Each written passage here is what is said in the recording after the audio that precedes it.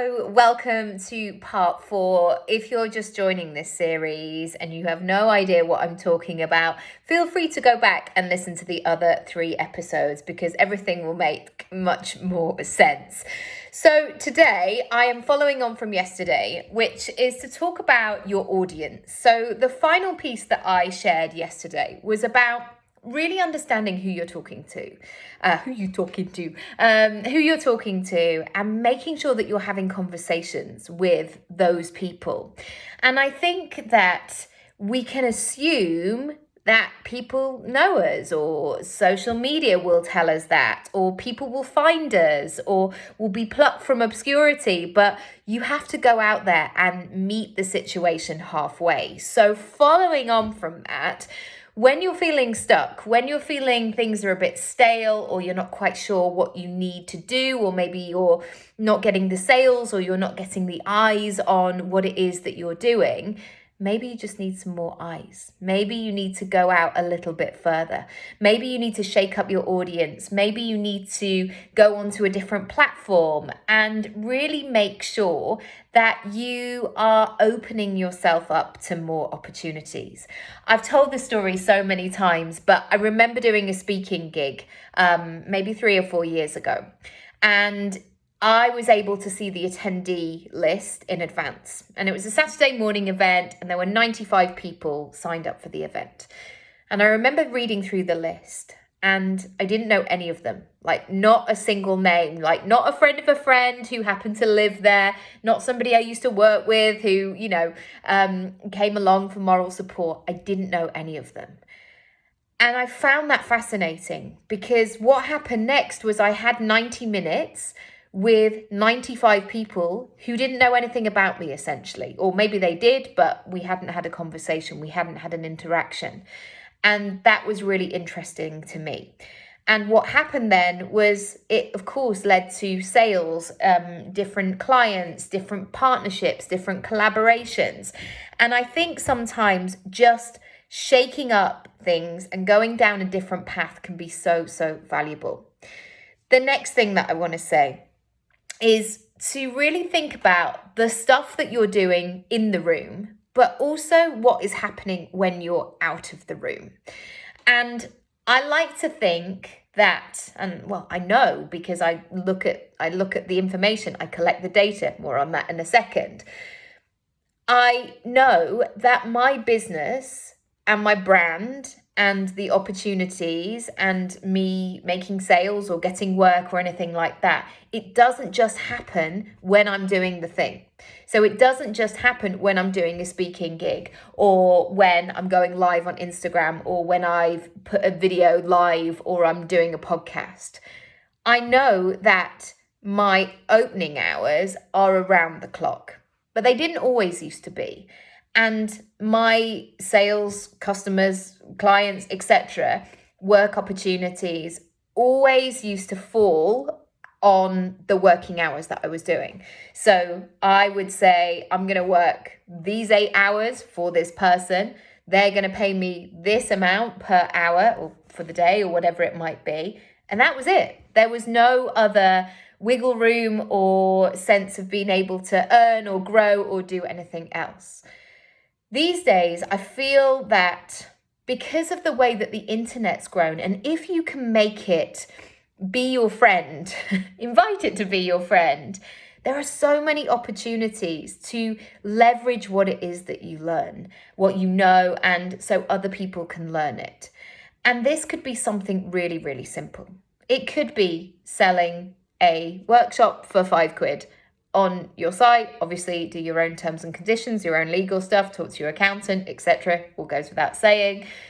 But imagine if you woke up in the morning and you'd sold 3 of them in the middle of the night, and tax and all of that sort of stuff deducted, of course, but you might be left with several pounds whilst you've been sleeping. Happy days. So if you want to have that kind of mixed model business, check what's going on in terms of your website. Can you make things more obvious? Can you really direct and handhold your client, your customer, and let them know that they are supported in making the next move? lots to think about. The next thing, I want you to imagine whatever your problem or your struggle is. How many are we on? Okay, 1, 2, 3. Okay, number 3.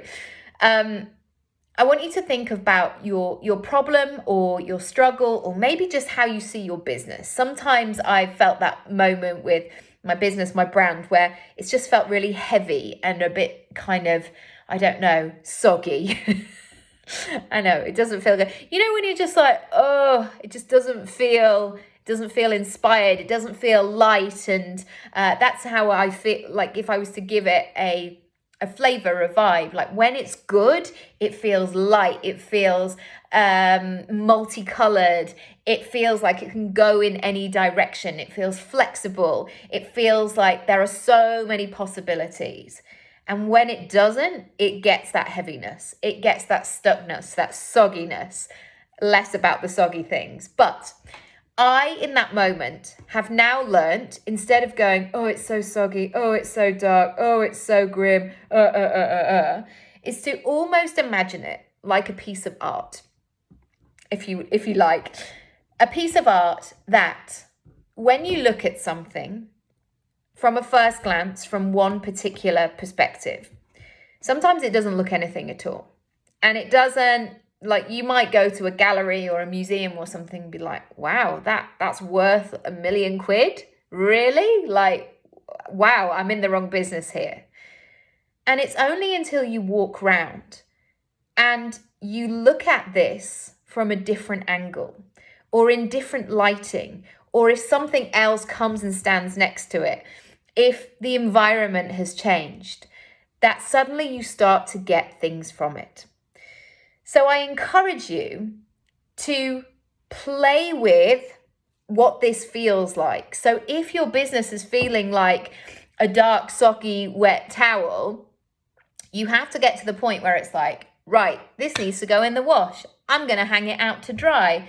I'm going to watch one of those Instagram videos where people show me how to fold towels in a nice, lovely way. Like, I need to clear something. I need to shake things up.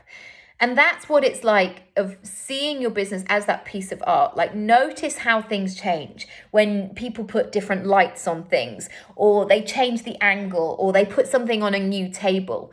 We have to be willing to meet that sogginess or that trickiness halfway and say, all right, let's try this. Let's see what happens when we do this.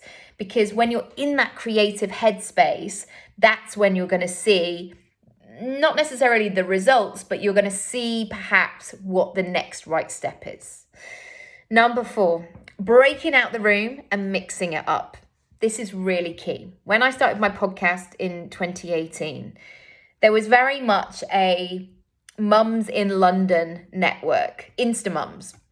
And I knew that it would be very, very easy to ask, who knows if they'd say yes or not, to ask loads of mums in that kind of environment who had thousands and thousands of followers to tell their story. But what I was finding was that the reason that lots of those people, and I would say not just the Insta mums, but I would say YouTube influencers, what you'll notice is many of them cross-pollinate. So one of them might go on your channel, or you come and do mine, and I'll answer your question. And then you can see that kind of that backstory emerging. And I knew that with my podcast, in order for it to grow, I wanted my audience to feel surprised every week. Like, oh, I haven't even heard of this person.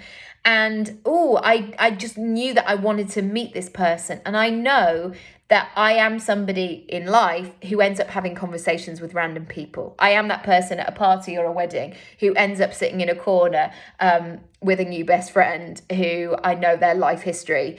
And I love that. And I have that skill, I would say, of curating different people. And so because I'm not that popular girl in the school or like I just have these 4 friends and that's it, I know that I can use that skill to my benefit. Yeah, maybe.